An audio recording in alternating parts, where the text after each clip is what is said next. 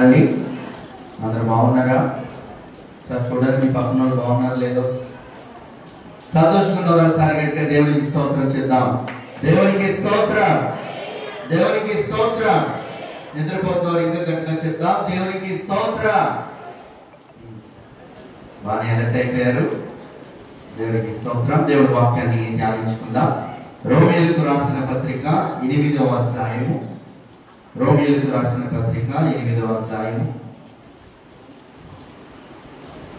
9 నుండి 11 వచనాల వరకు నేను చదువుతాను. దయచేసి మీరు మీ గ్రంథంలో చూడవలసిందిగా కోరుచున్నాను. రోమీయులకు రాసిన పత్రిక 8వ అధ్యాయము 9వ వచనం నుండి, దేవుని ఆత్మ మీలో నివసించి ఉన్న యెడల మీరు ఆత్మ స్వభావము గలవారే కానీ శరీర స్వభావము గలవారు కాదు. ఎవరైనాను క్రీస్తు ఆత్మ లేనివాడైతే వాడాయన వాడు కాడు. క్రీస్తు మీలో ఉన్న యెడల మీ శరీరము పాపము విషయమై మృతమైనది కానీ మీ ఆత్మ నీతి విషయమై జీవము కలిగి ఉన్నది.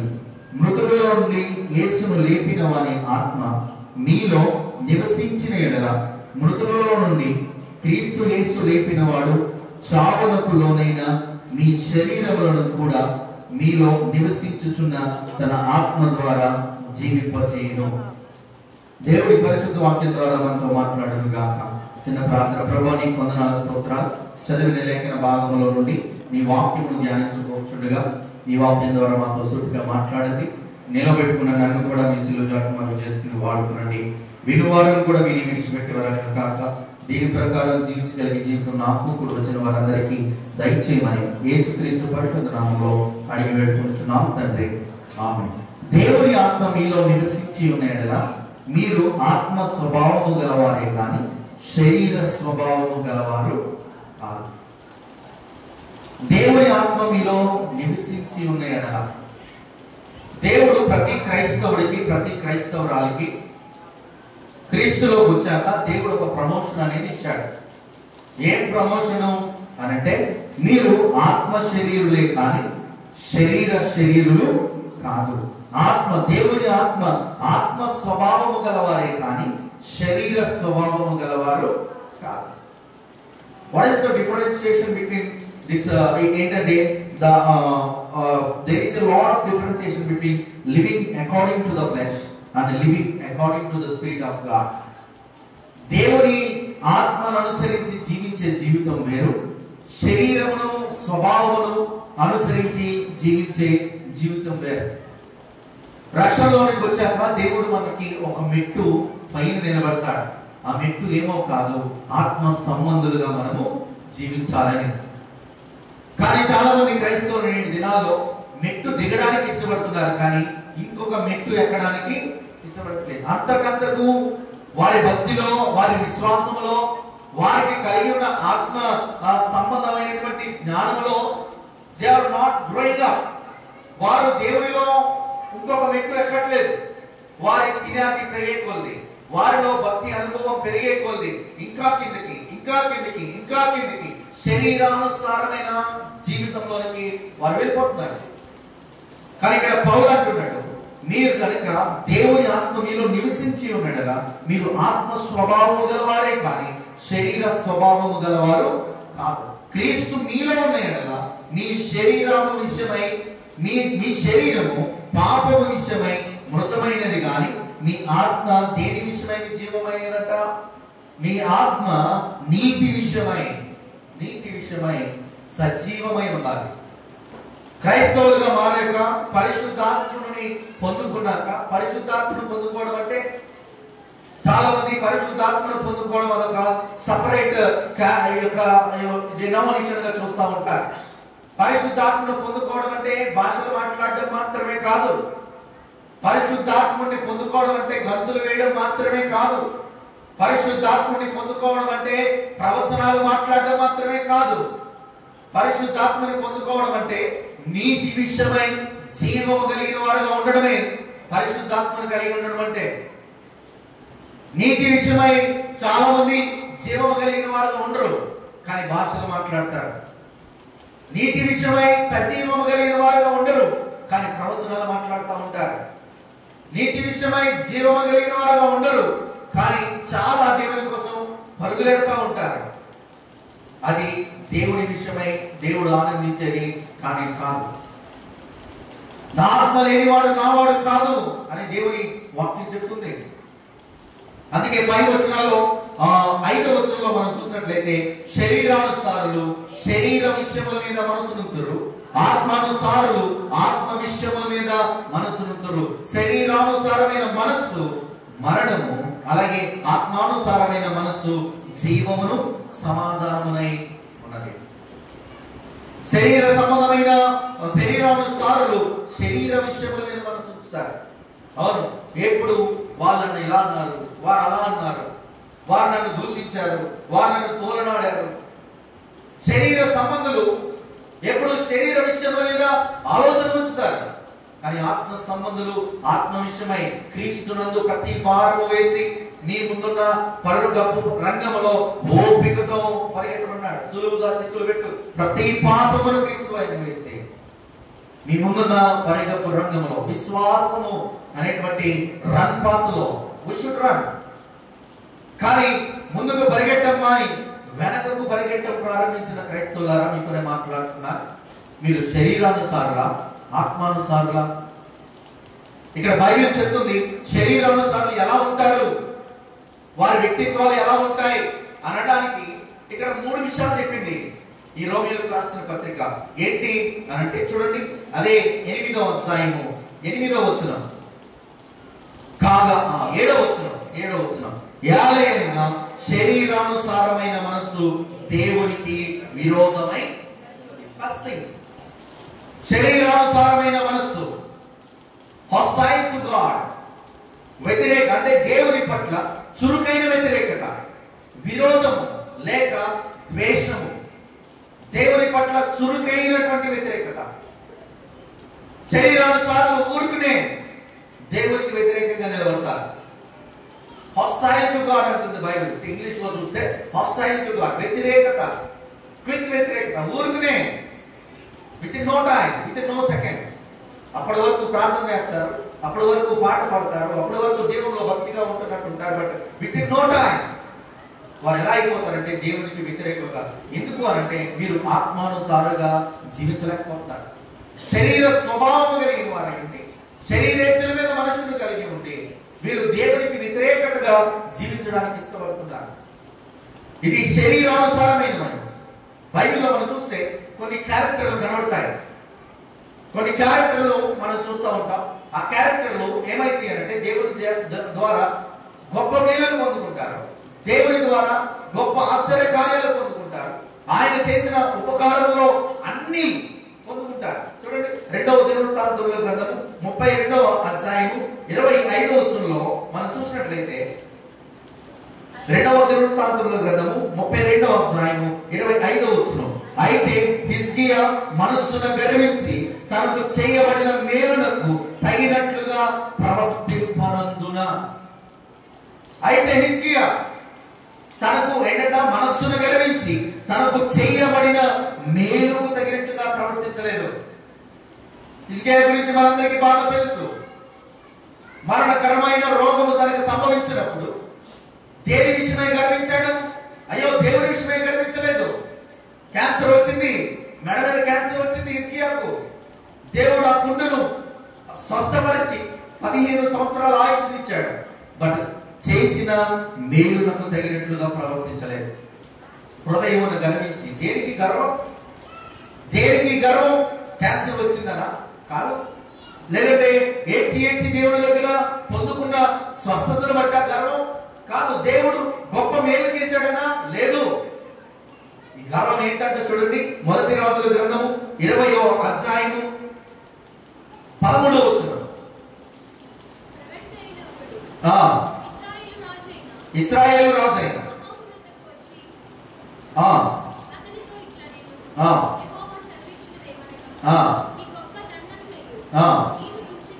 మొదటి రాజుల గ్రంథము 20వ అధ్యాయము 13వ వచనం.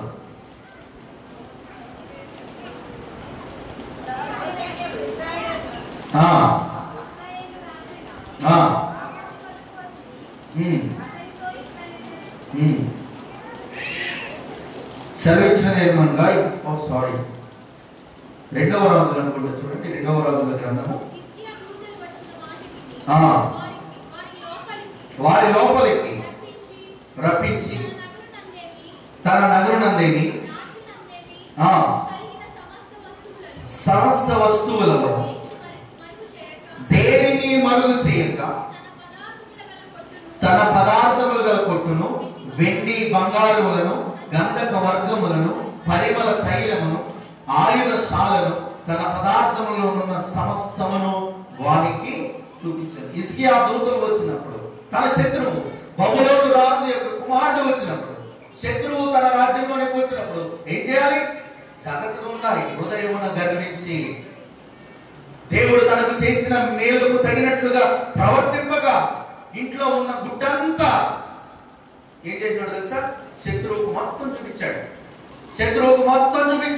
అంటాడు, ప్రవక్త వచ్చి అడిగితే 15 రోజుల్లో నీ ఇంటిలో వారు ఏమేమి చూసిరని అతడు అడుగగా, హిజ్కియా నా పదార్థములలో దేనిని మరుగు చేయక నా ఇంటిలో ఉన్న సమస్తమును నేను వారికి చూపించి ఉన్నాను. హృదయమును గర్వించడం ఇదే. నా ఇంట్లో ఉన్న ప్రతిదీ అందరికి, ఇదిగో అక్క మా ఫ్రిడ్జా, ఇదిగో అక్క నాకున్న గొలుసా, ఇదిగో అక్క నాకున్న మంచమా, దేనికి? ఈ రోజున అందుకే భారతదేశంలో ఏది బాగా ఫేమస్ అంటే బిగ్ బాస్ చాలా ఫేమస్. ఎందుకు? పక్కింటోళ్ళు ఏముందో, పక్కింటోళ్ళు ఏం జరుగుతుందో, పక్కింటోడు కొట్టుకుంటాడా, పక్కింటోడు ఎలా ఉన్నాడు, అది మనకి చాలా ఆనందాన్ని ఇస్తుంది. అందుకే బిగ్ బాస్ చాలా ఫేమస్ భారతదేశంలో. వీళ్ళు కూడా కుదురుగా ఉంటారు అన్ని. అందుకే యూట్యూబ్ ఓపెన్ మా హోమ్ టూరు, బాత్రూమ్ టూరు, మంచ కింద టూరు, అన్ని టూర్లు. ఎక్కడ వెళ్తున్నారు టూర్ అంటే ఇల్లే ఒక టూరు. శత్రువు వచ్చినప్పుడు దేని విషయమై శత్రువు వచ్చాడు? హిజ్కియా స్వస్థత పొందాడంట, 15 సంవత్సరాల ఆయుష్ను పొందాడంట. ఎలా పొందాడు అని చూడడానికి వచ్చిన వాడిని, ఇదిగో ఇక్కడ వచ్చింది గాయం, ఇక్కడ వచ్చింది దెబ్బ, దేవుడు దీన్ని నన్ను స్వస్థపరిచి 15 సంవత్సరాల ఆయుష్ ఇచ్చాడని చూపించుకోవడం మాని, ఇదిగో నా ఆయుధశాల, ఇదిగో మా శత్రు మా యొక్క కుమారుల శాల. ఈరోజు ఇంట్లో ఉన్న గుడ్డంతా, నేటి దినాల్లో క్రైస్తవులమైన మనము, స్త్రీలైన మీరు ఇంట్లో ఉన్న గుడ్డంతా ఊరండి. ఇది గొప్ప అనుకుంటున్నారు చాలా మంది. ఇది చాలా గొప్ప. అందరికీ చెప్పడం, అందరికీ చెప్పుకుని వెళ్ళిపోవడం, వారి గురించి వీరికి, వీరి గురించి వారికి చెప్పి అబ్బా నేను చాలా గొప్ప పని చేశాను అనుకుంటున్నారు. నో. యెషయా అన్నాడు, రాబో దినంలో నీ రాజ్యంలో నీ చేతిలో ఒక్కటి కూడా ఉండదు, శత్రువు ఇచ్చుకుని వెళ్ళిపోతాడు. అవును, మన ఇంట్లో ఉన్న సంపద అంతా ఎందుకు పోతుంది? మన ఇంట్లో ఉన్న సంపద అంతా ఎవడో ఎందుకు దోచుకెళ్ళిపోతున్నాడు? మనం ఆత్మానుసారులమై ఉండి ఉండకుండా దేవునికి వ్యతిరేకమైన ప్రతి పనిని మన జీవితాల్లో నెరవేర్చి, దేవుడు నన్ను దీవించలేదు అంటారు. హిజ్కియాని దేవుడు దీవించలేదా? దీవించాడు. ఎవరికి లేనంత గొప్ప బాధ్యత, సొంత తల్లి కూడా చేయలేనటువంటి గొప్ప బాధ్యత హిజ్కియాకి దేవుడు ఇచ్చాడు. ఏంటి? 15 సంవత్సరాల ఆయుష్. ఒక్కరోజు బ్రతకడం కోసం చాలా మంది చాలా వేల ఖర్చు పెడుతున్నారు ఈ రోజున. ఒకే ఒక్క రోజు బ్రతకడానికి, ఇంకొక 2 రోజులు బ్రతికితే చాలు అని ఐసీలో వేలు తగలు పెడతా ఉంటున్నారు. కానీ దేవుడు 15 సంవత్సరాల ఆయుష్, ఓన్లీ చిన్న ప్రార్థనను బట్టి హిజ్కియాకి దేవుడు గొప్ప ఆయుష్ ఇచ్చాడు. కానీ హృదయాన్ని గర్వించాడు. దేవునికి వ్యతిరేకంగా నిలబడడానికి తన రాజ్యంలో ఉన్న గుడ్డంతా శత్రువుల బబులోను రాజ్యంలో ఉన్నటువంటి ఆ రాజకుమారుడికి మొత్తం చూపించాడు. తర్వాత రోజు యుద్ధానికి వచ్చినప్పుడు ఏది ఎక్కడుందో వాడికి బాగా తెలుసు. ఎక్కడ బలహీనమైన ఘటన ఉందో తన రాజ్యంలో అక్కడ నుండి స్టార్ట్ చేశాడంటే యుద్ధం. రోజు ఇంట్లో ఉన్న ప్రతి సమస్యను దేవుడు ఏం చేయమన్నాడు? గదిలోనికి వెళ్ళి తలుపేసుకుని మోకరించి కన్నీరు కార్చి ప్రార్థన చేయమన్నాడు. ఇది ఒకటే చెయ్యి, ఇంకా అన్నీ చేస్తాం. గోల పెడతాం, గగ్గోలు పెడతాం, అరుస్తాం, దెబ్బలాడతాం, అన్నీ చేస్తాం. కానీ హిజ్కియా రాజు శరీరానుసారుడై దేవునికి వ్యతిరేకి అయి నిలబడ్డాడు. కానీ ఆత్మానుసారులు అలా ఉండరు. ఆత్మానుసారుడని మనకి బైబిల్లో ఒక ట్యాగ్ కనబడుతుంది. ఎవరు అంటే యోబు. కుమారుడు కోల్పోయాడు, కుమార్తెను కోల్పోయాడు, ఆస్తులు కోల్పోయాడు, భార్యను దూరం చేసుకున్నాడు, ఒంటరిగా పడి ఉన్నాడు. అయినను దేవుడట యోబుని నీతిమంతుడిగా చూశాడట. దేవుడు యోబుని ఎందుకు నీతిమంతుడిగా చూశాడు? ఆత్మానుసారుడు ఎప్పుడు దేవునికి వ్యతిరేకంగా నిలబడడు. కానీ యోబు దేవుని మీద కోప్పడలేదా? కోప్పడ్డాడు. యోబు దేవుని మీద అరవలేదా? అరిచాడు. న్యాయం గురించి ప్రశ్నించాడు. తాను పుట్టకపోయి ఉండుంటే బాగుండు అని దేవుని మీద అరిచాడు, దేవుని మీద కోపడ్డాడు. బట్ అయినను యోబు ఎందుకు నీతిమంతుడు? అన్ని శ్రమల్లో గట్టిగా అరిచి ఏంటి ప్రభా నా పరిస్థితి అని దేవుని ప్రశ్నించాడు. హి హ్యాడ్ క్వశ్చన్డ్ గాడ్. దేవుని ప్రశ్నించాడు. అయినను ఎందుకు నీతిమంతుడు, అయినను ఎందుకు ఆత్మానుసారుడు అంటే యోబు గ్రంథము 42వ అధ్యాయము 1వ వచనం చూడండి. యోబు యెహోవాతో ఇలాగు, దాదాపు లాస్ట్ అధ్యాయం అది, యోబు గ్రంథానికి లాస్ట్ అధ్యాయం అది 42వ అధ్యాయం. 42వ అధ్యాయానికి వచ్చినాను, తన లైఫ్ లాస్ట్ కి వచ్చినాను. ఎవరితో విచారణ చేస్తున్నాడంటే అక్కడ చెప్పండి, యెహోవాతో. యోబు యెహోవాతో ఇలాగు ప్రత్యుత్తరం ఇచ్చాను. యెహోవాతో ప్రత్యుత్తరం ఇచ్చాడు. ఈరోజు 2 దినాలు వచ్చిన శ్రమ వచ్చిన, చిన్న కష్టం వచ్చిన, 40 రోజులు మోసే కనబడకపోయేసరికి ఇశ్రాయేల్ ప్రజలు ఏం తయారు చేసుకున్నారు? దూడను తీసుకొచ్చి పెట్టుకున్నారు. కానీ ఎన్ని శ్రమలు వచ్చినా యోబు ఏ దూడను తీసుకొచ్చి తన ఇంట్లో పెట్టలేదు. యెహోవాకి తప్ప మరి ఏ దేవునికి మొరకలేదు. అందుకే యోబు గొప్పవాడు. అందుకే యోబు ఆత్మానుసారుడు. ఈ రోజుల్లో కొంచెం రోజులు మారితే వెంటనే నీ చేయి తీసుకెళ్ళి బోత వైద్యుడి దగ్గర ఆడు దగ్గర పెట్టి చూడరా ఏంటో నా రోజులు చూడరా. యోబు చేతులెత్తి యెహోవాని తప్ప మరి ఏ దేవుడిని ఆశ్రయించలేదు. నాకు తెలిసిన ఒక ఆయన ఉన్నాడు. గేట్ దాకా నడుచుకుంటూ వస్తాడు. గేట్ దగ్గరికి రాగానే వెనక్కి తిరిగి గేట్ ఆపుతాడు. ఏంట్రా నాకు అర్థం కావట్లేదు, 2-3 రోజులు చూశాడు. ఏమైంది అంటే సిద్ధార్థ్ అన్నాడంట, నీకెవడో ఎదురు రాకుండా గుమ్మం దాటే అన్నాడని ఆ దాటి ఎదురొచ్చి దాటేస్తాడు గుమ్మం. పొరపాటున ఎవరైనా ఎదురొచ్చారా తుర్రుమని వెళ్ళిపోతాడు ఇంట్లోకి. పెద్ద బ్యాగ్ ఇచ్చిన వస్తాడు, తుర్రుమని వస్తాడు. మళ్ళీ ఎవరైనా ఎదురొచ్చాడా ఇంకంతే, అయ్యి బాబు వచ్చేసాడు ఎవడో అని అలా వెళ్ళిపోయి పావుగంట ఆగి మళ్ళా. ఆత్మానుసారులు వీటి విషయమై భయపడరు. ప్రతి విషయమై భయపడిపోతా ఉన్నారు చాలా మంది క్రైస్తవులు. యోబు భయపడలేదు. ఆ రోజుల్లో చాలా మంది ఉన్నారు. యోబుతో పాటు శకునగాండ్రులు చాలా మంది ఉండేవారు ఆ రోజుల్లో. కానీ ఎవరి దగ్గరికి వెళ్ళలేదు యోబు. యెహోవా తప్ప మరి ఎవరి దగ్గర విచారణ చేయలేదు. వ్యతిరేకత లేదు యోబుకి. యెహోవాని విడిచిపెట్టాలని లేదు యోబుకి. దేవుడు తనకిచ్చిన ఆధిక్యతను విడిచిపెట్టాలని లేదు యోబుకి. కానీ హిజ్కియా అయితే ఆయుష్ను పొందాడు. కానీ ఆ ఆయుష్కి దేవుడు చేసిన మేలుకు తగినట్లుగా ప్రవర్తన లేదు. ఈ రోజున దేవుడు నీకు ఇచ్చిన ప్రవర్తనను బట్టి నువ్వు జీవిస్తున్నావా? దేవుడు నిన్ను దీవించాడు. God bless. దేవుడు అందరినీ దీవించాడు. కొంతమంది చూడండి, ఒక్కరోజు పని చేసి ఒక 1000 రూపాయలు సంపాదించారంటే ఎవరి మాట వినరు వాళ్ళు, ఎవరిని లెక్క చేయరు వాళ్ళు. ఇంకా వాడి జోబులో 1000 రూపాయలు ఉందంటే ఇంక ఎవరినైనా సరే సవాలు విసురుతాడు అనమాట. అటువంటి వారిని దేవుడు అస్సలు దీవించాడు. ఇంకెవరిని లెక్క చేయరు వాళ్ళు. అప్పుడప్పుడు అనుకుంటాడు దేవుడు అందుకే వీళ్ళని దీవించట్లేదేమో. గూగుల్ CEO సుందర్ పిచ్చై అనేటువంటి ఒక వ్యక్తి ఉంటాడు. ఆయనకి ఎంత కోట్ల ఆస్తుందో తెలియదు. వారి ఎక్కడికైనా ఇంటర్వ్యూకి రావాలన్నా, ఎక్కడికైనా వెళ్ళాలంటే సింపుల్, ఒక బ్రాండెడ్ షర్ట్ ఉండదు, ఒక బ్రాండెడ్ ప్యాంట్ ఉండదు, బ్రాండెడ్ షూ, వెరీ సింపుల్. దేవుడు అటువంటి వారిని అందరము ఎంతున్నను ఒదిగి ఉండే వారిని దేవుడు ఖచ్చితంగా వారి ఆత్మానుసారులు. దేవునికి వ్యతిరేకత వారిలో ఉండదు. దేవుని వ్యతిరేకత వారిలో ప్రవర్తించదు. ప్రభుత్వం వచ్చి హిజ్కియాను అడిగినప్పుడు ఏం చూపించావు? నాకు ఉన్నదంతా చూపించాను. ఎందుకు నీకు అంత తొందర? ఈరోజు నీ కుటుంబంలో ప్రతి విషయాన్ని ఎందుకు ప్రతి ఒక్కరికి చాటింపు చేస్తున్నావు? నీ బలహీనతను బయట పెట్టుకోవద్దు నా ప్రియ సహోదరి. కుటుంబంలో ఉన్న ప్రతి బలహీనత నో వన్ షుడ్ నో. ఎవరికి తెలియడానికి వీల్లేదు. ఏదైనా కష్టం రాగానే స్టేటస్ పెడతాం మనం. ఎక్కడో కాలేజీకి, అందుకే ఎవరి గురించో స్టేటస్ పెట్టారు. వెంటనే వీళ్ళు స్టేటస్ చూస్తే అర్థమైపోతే వీళ్ళని ఎవరో పాపం బాధ పెట్టేసి ఉంటారని. ఎవరికి తెలియాలి? ఎందుకు తెలియాలి? నువ్వు బాధపడినట్టు నీ శత్రువు కూడా తెలియాల్సిన పనేమీ లేదు. మన శత్రువులకు తెలియకూడదు. అది ఆత్మానుసారమైన భావం కానీ కాదు.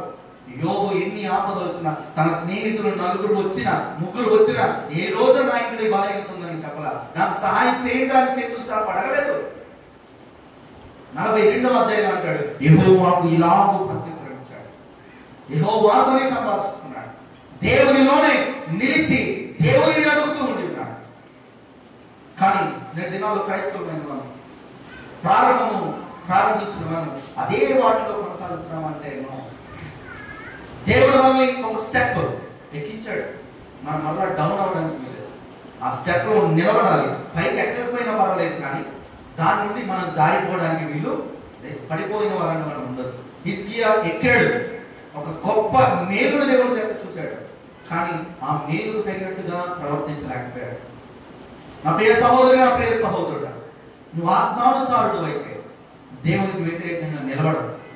ఈరోజు నువ్వు దేవునికి వ్యతిరేకంగా నిలబడ్డావు అని అంటే నీలో ఎక్కడో హిజ్కియా వంటి స్వభావం, ఎక్కడో గర్విస్తున్నా, దేని విషయమో గర్విస్తూ ఉండి ఉన్నా, దేని విషయమో ఎక్కడో తప్పిపోతా ఉండి ఉన్నా. ఒకసారి పరీక్షించుకో. యోబు అయితే నీతివంతుడుగా పిలువబడ్డాడు, యథార్థవంతుడుగా పిలువబడ్డాడు, రెండంతల దీవెన పొందుకున్నాడు. ఎందుకు అనంటే ఊరుకునే కాదు, ఎన్ని వచ్చినా ఎన్ని ఆపదలు వచ్చినా యెహోవాని తప్ప మరి ఏ దేవుణ్ణి ఆశ్రయించలేదు. యెహోవాకి తప్ప మరి ఎవరికి తన చేతులు చాచి సహాయమును కోరలేదు. యెహోవాని తప్ప మరి ఎవరిని ప్రశ్నించలేదు. దేవుడి మీద కోపడితే తప్ప అంటే కోపడితే తప్పేం కాదండి. దేవుడి మీద నీకు కోపం వచ్చింది అనుకోండి, దేవుడిని ఇంకా ఎక్కువ ఇష్టపడతాడు. దేవుడి మీద అరవడం తప్పేం కాదు, దేవుడి మీద అరవడం తప్పేమి కాదు. ఎన్ని కోపడినా ఎన్ని అరిచినా ఎవరి మీద అరవాలి? దేవుని మీద తప్ప మరి ఎవరి మీద ఆనుకోవడానికి వీలు. దేవుడు అది చూస్తాడు మన జీవితాల్లో. కోపం వచ్చినప్పుడు ఎక్కడ ఉంటున్నాం, అలిగినప్పుడు ఏం చేస్తున్నాం, ఎవరిని ఆశ్రయిస్తున్నావు, దేన్ని ఆశ్రయిస్తున్నావు, మనుషులను ఆశ్రయిస్తున్నావా, దేవుడిని ఆశ్రయిస్తున్నావా? దేవుడు చూస్తాడు. చూచి ట్యాగ్ ఇచ్చాడు యోబుకి నీతిమంతుడని. రెండంతల ఆశీర్వాదం ఊరికనే రాలేదు యోబుకి. రోజున రెండంతల ఆశీర్వాదం మనకి రావాలి అంటే శరీరానుసారులుగా మనం ఉండడానికి వీల్లేదు. శరీరానుసారులు దేవునికి వ్యతిరేకులై ఉంటారు. దేవునికి వ్యతిరేకమైన స్వభావం కలిగిన వారుగా. వ్యతిరేకం అంటే ప్రార్థన మానేయడం కాదు, వ్యతిరేకం అంటే ఏదో మానేయడం కాదు. చర్చ్కి వచ్చిన వాళ్ళు కూడా దేవునికి వ్యతిరేకంగా చాలా జీవిస్తూ ఉంటారు. దేవునికి వ్యతిరేకమైన స్వభావం, మందిరంలోనే ఉంటారు, పరిచర్య చేస్తారు, పాటలు పాడతారు దేవుడి మందిరాల్లో, చాలా ఇంకా అన్నింటిలో పాల్గొంటారు. బట్ వారి స్వభావం వ్యతిరేకమైన స్వభావం. No you should not be like that. మనం ఆత్మానుసారం అయితే we got a promotion from God. దేవుడి దగ్గర నుండి మనకంటే ఒక ప్రమోషన్ వచ్చింది. మీరు ఇక శరీరానుసారులు కాదు, మీరు ఆత్మ స్వభావం కలిగిన వారు. ఈ ఆత్మ స్వభావం మీరు కాపాడుకోవాలంటే దేవునికి వ్యతిరేకంగా మీరు నిలబడటానికి వీలు లేదు. రెండవది ఏమంటాడు చూడండి, అదే రోమీయులకు రాసిన పత్రిక 8వ అధ్యాయం 7వ వచనం.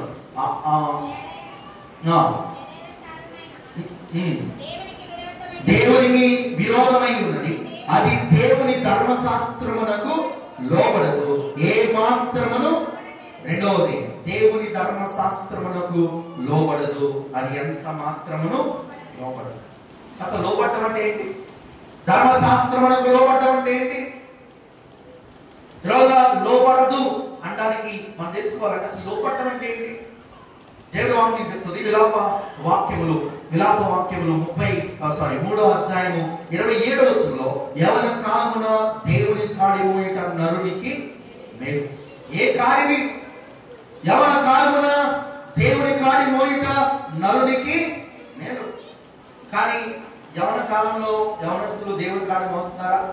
గత 2 రోజుల క్రితం యవనస్తులు జెండాలు ఇచ్చుకుని తిరిగారు.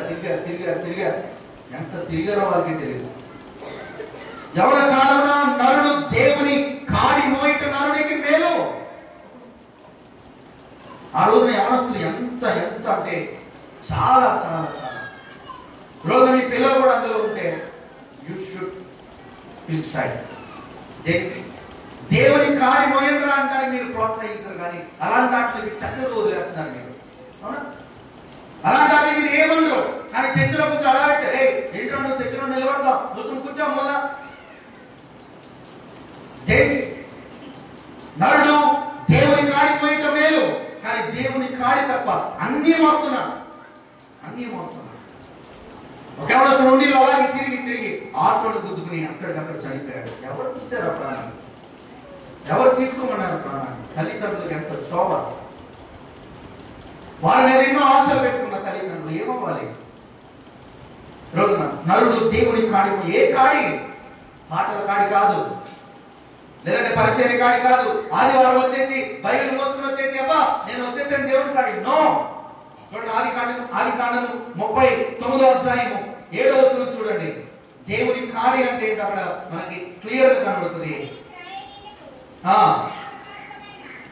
39వ అధ్యాయం 7వ వచనం. అటు తర్వాత అతని యజమాని భార్య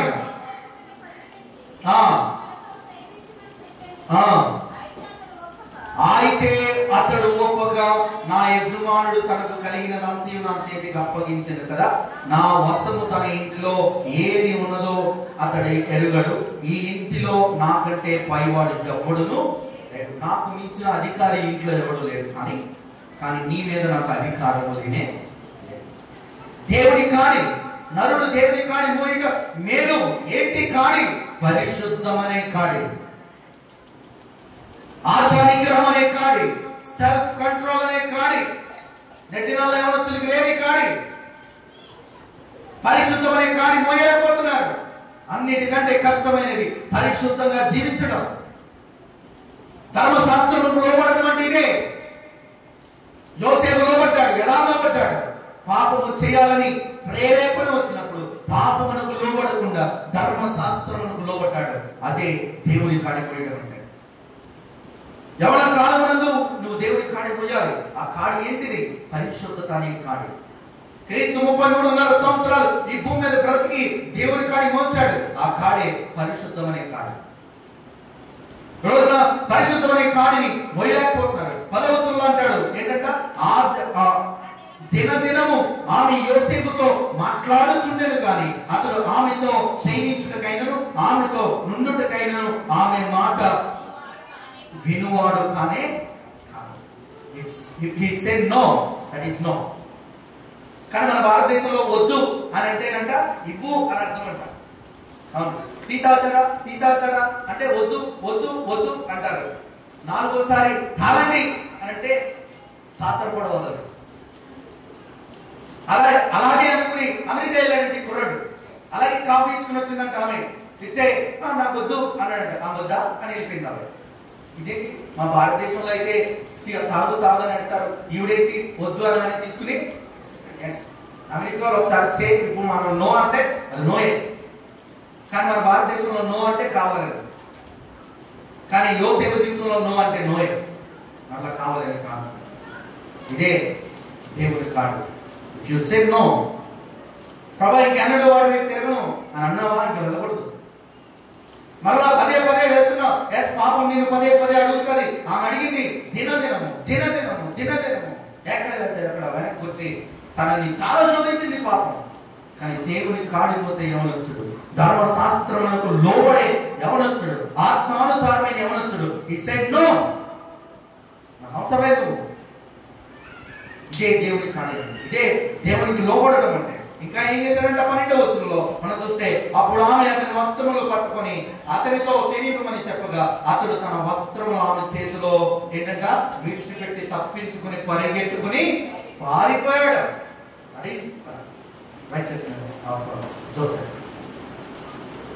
అదే దేవుని కాడి. పారిపోయాడు. పాపం ఉండు చోట క్రైస్తవులు ఉండుటకు చోటు లేదు. కొన్నిసార్లు పారిపోవడం చాలా మంచిది. అక్కడ ఉండడం చాలా మంచిది. మనం పారిపోకుండా అక్కడ ఉండి మనం చేయ తప్పు. మనం చేయకపోయినాను అనేది మన మీదకి రోజున దేవుని కాడి మోయిని యవనస్తులు చాలా మంది ఉన్నారు. పాపం దగ్గర నుండి పారిపోవట్లేదు, కానీ పాపం కోసం పరిగెట్టే వారు చాలా మంది ఉన్నారు. No, we should not be like that. కానీ యోసేపు అంట పాపం నుండి పారిపోయాడు. మొదటిగా పరిశుద్ధం అనే కాడి, రెండవదిగా నో, ఇక సెల్ఫ్ రెస్పెక్ట్ అనే కాడి, మూడవదిగా పాపం నుండి పారిపోయేటువంటి కాడి, నాలుగవదిగా మనం చూస్తే 17-18 వచనాల్లో అప్పుడు ఆమె తన భర్తతో ఈ మాట చొప్పున చెప్పెను, నీవు మన యొద్దకు తెచ్చిన ఆ హెబ్రీయుడను నన్ను ఎగతాళి చేయుటకు నా యొద్దకు వచ్చాను. నేను బిగ్గరగా కేక వేసినప్పుడు వాడు తన వస్త్రము నా దగ్గర విడిచి తప్పించుకుని బయటకు పారిపోయి. తప్పు చేయకపోయినను క్రీస్తు కోసం నింద అనే కాడు. క్రైస్తవులు పైన అన్ని చేస్తున్నారు, కానీ నింద అనేది వచ్చేసరికి పారిపోతున్నారు. నింద, తను చేయని తప్పునకు నింద అనే కాడిని మోసాడు దేవుని కోసం. తన మీద పడిన ఆ నిందను మోసి చెరసాల్లో కష్టాల్లో కూడా క్రీస్తు కోసం నిలబడ్డాడు, దేవుని కోసం నిలబడ్డాడు. ఇదే ధర్మశాస్త్రములకు లోబడ్డాడు. నిందలు అనుభవించలేదు నీవు. అందుకే అంటే చూడు, మొదటి పేతురు రాసిన పత్రిక 4వ అధ్యాయము 13-14 వచనాల్లో, పేతురు రాసిన మొదటి పత్రిక 4వ అధ్యాయము, క్రీస్తు మహిమ బయలుపరచబడి ఉన్నప్పుడు మీరు మహానందముతో సంతోషించు నిమిత్తం క్రీస్తు శ్రమలలో మీరు పాలివారై ఉన్నంతగా సంతోషించుడి. క్రీస్తు నామము నిమిత్తము మీరు నిందల పాలైన యెడల మహిమ స్వరూపి అయిన ఆత్మ అనగా దేవుని ఆత్మ మీ మీద నిలుచుచున్నాడు గనుక మీరు నిందపడినంత మాత్రాన మీరు ధన్యులు కాదు అని చెప్పలేదు బైబిల్. క్రీస్తు విషయమై నింద పడినప్పుడు క్రీస్తు నామము నిమిత్తము మీరు నిందల పాలైన యెడల మహిమ స్వరూపైన ఆత్మ అనగా దేవుని ఆత్మ మీ మీద నిలిచి ఉన్నాడు కనుక మీరు, ఆత్మ నిలిచి ఉన్నాడు కనుక, మీలో లోబడే స్వభావం ఉన్నది కనుక, ధర్మశాస్త్రానికి లోబడే గుణం మీలో ఉన్నది కనుక మీరు ధన్యులు. కానీ చాలా మంది నిలవలేకపోతున్నారు, క్రీస్తునందు నిలవలేక, క్రీస్తులో నిలబడలేక, ధర్మశాస్త్రమునకు లోబడలేక శరీరాను స్వభావము కలిగిన వారుగా అయిపోతున్నారు. దేవునికి దూరంగా నిలబడ దేవుడు మనకి ఎన్ని నిందలైనా రానివ్వండి, ఎన్ని అవమానాలైనా రానివ్వండి, మనం చేయడానికి చేశావు అని అనేక మంది మీ మీద నిందలు అయినవండి. బట్ మనం ఎప్పుడు దేవునికి దూరంగా ఉండడానికి వీలు లేదు. దేవుడు మనకు ఒక స్టెప్ ప్రమోషన్ ఇచ్చాడు, ఆ ప్రమోషన్ లో మనం నిలబడాలి. కానీ నేను దినాల్లో దిగిపోతున్నాం, వెళ్ళిపోతున్నాం అనుకుంటున్నాం, మేము చాలా మంచి పని చేశామని. నో, మీరు ధన్యులు, ధన్యత్వాన్ని పోగొట్టుకుంటున్నారు. దేవుని ఆత్మ మీలో నిలిచి ఉన్నది కనుక మీరు ధన్యులు అంటున్నాడు దేవుడు. దేవుని ఆత్మతో నింపబడిన వారైతే, దేవుని ఆత్మతో నిలిచిన వారైతే మీరు ధన్యులు అని దేవుడు వాక్యం చెప్తుంది. కానీ నిలబడలేని స్వభావం. యోసేపు నిలబడ్డాడు, దేవుని కాడి మోసాడు, పరిశుద్ధత అనే దేవుని కాడిని మోసాడు. ఎన్ని ఆపదలు వచ్చినా, ఎన్ని శ్రమలు వచ్చినా, సొంత అన్నలే గుంటలో తోసేసిన, సొంత అన్నలే అమ్మేసిన, సొంత కుటుంబమే రిజెక్ట్ చేసిన, పరిశుద్ధత అనే కాడిని ఈ రోజున విడిచిపెట్టాలి. సెల్ఫ్ రెస్పెక్ట్ ఎప్పుడు పోగొట్టుకోలేదు. ఒక చిన్న విషయం కోసమై నీ సెల్ఫ్ రెస్పెక్ట్ నువ్వు పోగొట్టుకోవద్దు.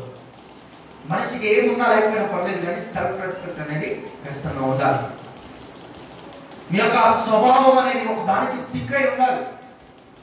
పరిస్థితులు బట్టి మీ స్వభావం మారకూడదు, పరిస్థితులు బట్టి మీ వ్యక్తిత్వం మారకూడదు, పరిస్థితులు బట్టి మీ నడక మారకూడదు, పరిస్థితులు బట్టి మీ ప్రవర్తన మారకూడదు. క్రీస్తు మీకు ఇచ్చిన అనుభవంలో మీరు నిలబడాలి. పాపమునకు దూరంగా పరిగెట్టాలి, కానీ పాపమునకు కాదు, దేవునికి దూరంగా పరిగెడుతున్నాను. ఇది ఆత్మానుసారమైన జీవితం కాదు, ఆత్మ సంబంధులు జీవించే జీవితం కాదు. ధర్మశాస్త్రముకు లోబడరు, ఎంత మాత్రమును లోబడరు. వారికి ఎన్ని వాక్యాలు చెప్పని పోయిన వారం నాన్నగారు ఏం చెప్పారు? ఎత్తైనా ఎక్కడెక్తారు మీరు లోబడకుండా? ఎక్కుతారు, ఓకే, ఎలా ఎక్కుతారు? ధర్మశాస్త్రం లేకుండా, మీలో దేవుని విషయమైన స్వభావం లేకుండా, వ్యతిరేకమైన స్వభావం పెట్టుకుని, లేదంటే దేవునికి ధర్మశాస్త్రం లోబడి స్వభావం పెట్టుకుని ఎత్తైన కొండ ఎక్కించే ప్రభా ప్రార్థన దేవుడు వింటాడు అనుకుంటున్నావా? ఎక్కించడం ఎవరు పడితే వాళ్ళని కొండ ఎక్కించడు దేవుడు. ఎలా పడితే అలా కొండ ఎక్కుతాడంటే దేవుడు ఒప్పుకోడు. ఎలా పడితే అలాగా దావీదు సింహాసనం మీద కూర్చోబట్టలేదు, సౌలు చేతిలో నలిపాడు, తర్వాత తన కుమారుల చేతిలో నలిపాడు, దాని తర్వాత తన ప్రజల చేతిలో నలిపి ఎక్కలేనంత ఎత్తైన కొండను ఎక్కించాడు. మనకెప్పుడు ఎత్తైన కొండ కనబడతారు, కానీ ఆ కొండ ఎక్కుటకు పడిన శ్రమలు ఎప్పుడు చూడదు. మనం ఎంత శ్రమ పడ్డాడో దావీదు చూసావా? చూడం. ధర్మశాస్త్రమునికి ఎంత లోబడ్డాడో, ఎంత లోబడితే అంతగా దేవుడు అతని ఎత్తైన కొండ మీదకి ఎక్కించాడు. యోసేపుని ఎందుకు సింహాసనం ఎక్కించాడు? ఎన్నో అవమానాలు పడ్డాడు, ఎన్నో నిందలను అనుభవించాడు. అయినను ధర్మశాస్త్రం తప్ప మరి దేనికి వ్యతిరేకంగా నిలబడనే, దేనికి ఆ యొక్క అంగీకారంగా నిలబడనే ధర్మశాస్త్రం లోబడ్డాడు. దేవుని భయము యోసేపుని ఎంతో నీతిమంతుడిగా చేసింది. దేవుని గూర్చిన భయము యోసేపుని పరిశుద్ధుడిగా చేసింది. అందుకే ఈ యోసేపు ఆత్మానుసారుడుగా ఉన్నాడు. కానీ శరీర స్వభావం కలవారైతే ధర్మశాస్త్రములకు లోబడ నేరలు. ఇంకా అంటాడు చూడండి, అదే రోమియోలకు రాసిన పత్రిక చివరిగా 8వ అధ్యాయం,